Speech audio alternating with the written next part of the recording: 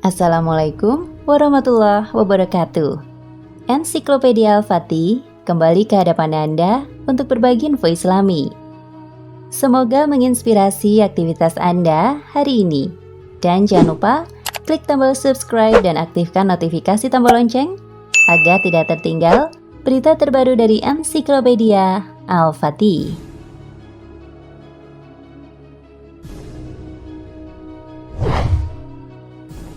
Beberapa bulan terakhir, musibah bencana alam silih berganti menimpa dunia yang sering terabaikan makna di baliknya.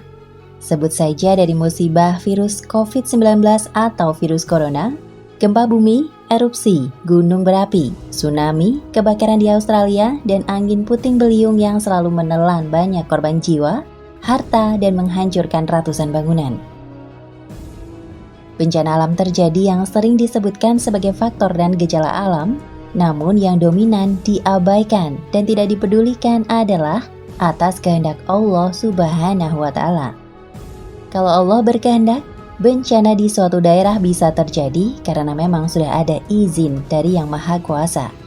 Lalu, apa alasan Allah menurunkan bencana di suatu negeri? Apakah Allah murka?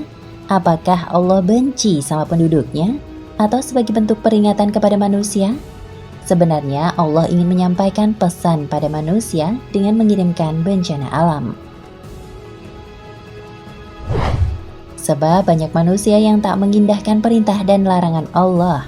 Jadi Allah memberikan pesan melalui bencana alam dengan harapan manusia bisa menyadarinya. 1. Berhentilah berbuat kezoliman. Allah tidak akan menurunkan bencana di suatu negeri atau daerah kecuali penduduknya suka melakukan maksiat dan dosa-dosa besar. Dan tidak pernah pula kami membinasakan kota-kota kecuali penduduknya dalam keadaan melakukan kezoliman. Quran Surat Al-Qasas ayat 59. Melakukan banyak kemusyrikan, membiarkan maksiat merajalela hingga moral jatuh adalah salah satu contoh kezoliman yang dapat mendatangkan bencana. Seperti yang terjadi pada kaum Nabi Lut yang dibinasakan oleh Allah karena mereka sudah melakukan tindakan di luar batas dan enggan melaksanakan perintah Allah.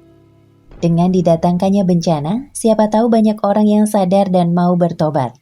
Bencana bisa mengubah jalan hidup seorang pendosa jadi seorang yang beriman.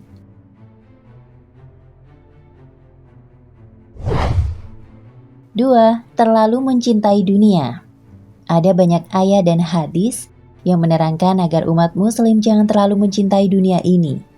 Sebab hubud dunia atau cinta dunia bisa membutakan manusia pada urusan akhirat yang kekal. Melalui bencana, Allah ingin memperingatkan kita bahwa apapun yang kita cintai di dunia ini, istri, anak, dan harta yang sudah kita kumpulkan dengan susah payah bisa lenyap dalam sekejap, dihancurkan bencana. Hanya amal soleh yang tidak bisa dihancurkan bencana.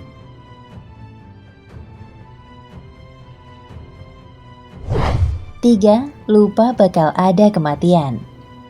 Semua orang pasti yakin kalau hidup ini tidak kekal, tapi kebanyakan orang mencerminkan sikap seperti mau hidup selama-lamanya. Contohnya saja sibuk dalam mencari kekayaan dan melupakan urusan ibadah. Terlalu cinta dunia bisa membuat seseorang lupa akan kematian. Tidak memikirkan bagaimana mengumpulkan bekal sebanyak mungkin setelah kematian. Melalui bencana, Allah ingin menunjukkan kepada kita bahwa kematianlah yang paling dekat dengan kita. Buktinya saja di tengah-tengah sukacita, lalu tiba-tiba terjadi bencana, semua sukacita tersebut berubah menjadi duka. 4. Kembalilah pada jalan yang benar. Pada intinya, bencana yang Allah turunkan bertujuan untuk menyadarkan para pendosa agar mau kembali ke jalan Allah. Para pendosa yang selamat dari bencana masih diberikan kesempatan untuk bertobat. Seberapa besar pun dosa yang kita miliki, ketahuilah Allah itu Maha Pengampun selama kita masih bernafas.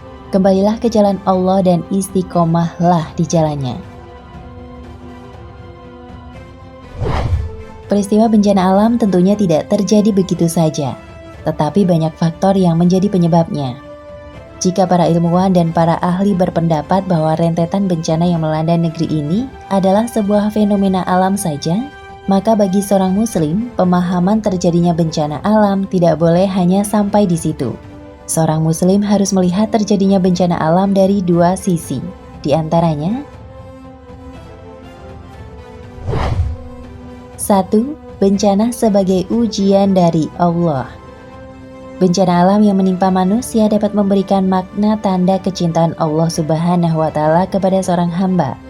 Sebagaimana sabda Rasulullah Shallallahu Alaihi Wasallam, sesungguhnya Allah Azza wa Jalla jika mencintai suatu kaum, maka Allah akan memberikan cobaan kepada mereka. Barang siapa yang sabar akan mendapat pahala kesabarannya. Barang siapa yang marah, maka dia mendapat dosa kemarahannya. Dikeluarkan oleh Ahmad melalui jalur Mahmud bin Labib. Karenanya sebagai umat Nabi Muhammad Sallallahu Alaihi Wasallam harus meyakini segala macam bencana yang menimpa manusia, semuanya merupakan takdir dari Allah Subhanahu wa Ta'ala yang harus diimani dan diterima dengan sabar dan tawakal. 2. Bencana sebagai peringatan dari Allah Subhanahu wa Ta'ala. Sesungguhnya bencana merupakan ayat-ayat Allah Subhanahu wa Ta'ala untuk menunjukkan kuasanya. Jika manusia tidak peduli lagi dengan ayat-ayat Allah, tidak mau tunduk terhadap aturan Allah dan banyak melakukan kemaksiatan. Hal ini pernah terjadi di masa kekhalifahan Umar bin Khattab radhiyallahu anhu. Suatu kali di Madinah terjadi gempa bumi. Rasulullah lalu meletakkan kedua tangannya dan berkata, "Tenanglah, belum saatnya bagimu." Lalu Nabi menoleh kepada para sahabat dan berkata, "Sesungguhnya Rob kalian menegur kalian." Umar bin Khattab mengingat kejadian tersebut. Ketika gempa terjadi di masa kekhalifahan, dia berkata kepada penduduk Madinah, "Wahai manusia, apa ini? Alangkah cepatnya apa yang kalian lakukan dari maksiat kepada Allah." Umar pun mengingatkan kaum muslimin agar menjauhi maksiat dan segera kembali kepada Allah Subhanahu wa Ta'ala. Bahkan Umar pun mengancam, andai gempa kembali terjadi, aku tidak akan bersama kalian. Namun sayang, bencana alam yang datang silih berganti hanya memberikan kesedihan, namun tidak mampu menjadikan manusia merenung mengapa bencana alam datang silih berganti menimpa negeri ini. Indonesia adalah negeri dengan mayoritas penduduknya beragama Islam. Namun keberadaan penduduknya yang mayoritas Muslim tidak mampu menjadikan Islam sebagai aturan yang diterapkan untuk mengatur kehidupan manusia. Saat ini aturan yang diterapkan adalah kapitalisme dengan asasnya pemisahan agama dari kehidupan. Agama hanya diberi ruang dalam masalah ibadah saja, sementara dalam kehidupan, agama tidak boleh mengatur. Alhasil kaum muslimin begitu terjauhkan dari Islam. Selain itu dari sistem ini, kapitalisme lahir sebagai kebebasan, seperti kebebasan berakidah, kebebasan kepemilikan, kebebasan bertingkah laku, dan kebebasan individu yang dijadikan legitimasi. Sehingga manusia bebas melakukan apapun atas nama kebebasan. Akibatnya berbagai kemaksiatan pun dibiarkan, seperti LGBT, perzinahan, korupsi, hingga tidak diterapkannya aturan Islam dalam seluruh aspek kehidupan. Seharusnya musibah demi musibah yang melanda negeri ini menjadikan manusia menyadari betapa lemah dan tidak berdayanya kita di hadapan Allah, dan menyadari bahwa bencana alam yang terjadi adalah teguran dan peringatan dari Allah agar manusia kembali kepada Allah dengan menerapkan aturan Allah Subhanahu wa Ta'ala secara sempurna dalam seluruh aspek kehidupan. Sudah sepatutnya kita merenungkan firman Allah Subhanahu wa Ta'ala. Sudah merasa amankah kamu bahwa Dia yang di langit tidak akan membuat kamu ditelan bumi ketika tiba-tiba Ia terguncang?